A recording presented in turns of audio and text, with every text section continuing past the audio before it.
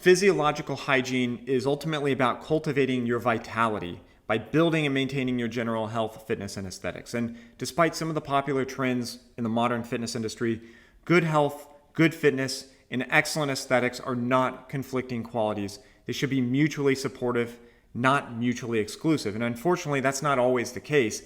You can definitely pursue fitness and aesthetics at the expense of your health. Steroids are the sort of classic way to do that. You see this all the time in the fitness industry as well as in sports. But you can also adopt such a narrow view of health that you give up not only your fitness and aesthetics, but your overall vitality. The calorie-deprived longevity guru archetype is a good example of that. So being frail, under-muscled, and looking like, a vampire just drained you of your blood, that doesn't exactly scream vitality. So, good job on the lipid panel, but if it looks like your life force is hanging on by a frayed thread, I'm just not really convinced. But as long as your training is sustainable, doesn't break your body, it's enjoyable, and it isn't fueled by a pharmacy, and then you pair that with a nutrient-dense diet that supports your body composition goals, then you're highly likely to develop your health, fitness, and aesthetics simultaneously and cultivate some real vitality in the process, not some hologram. And I think for a lot of us, that's just what we're after, to be physically fit and, to be able to do what we want to do, whether that's training jiu-jitsu or rock climbing or mountain biking or playing with your kids or playing with your grandkids.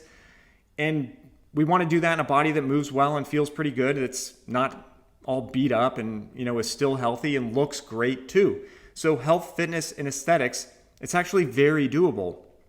And when you stack all of that together, you sort of unlock something extra. It's like the whole is greater than the sum of its parts. It's that deep, genuine vitality. And we generally have an intuition around this. We all know people that are, there's just something about them, whatever it is that's generating life in their body, it's strong and they radiate it. And this is a very human observation. People across the world and across time have recognized it, and many have developed disciplines and practices to strengthen whatever that is. Life force or chi or prana or spirit.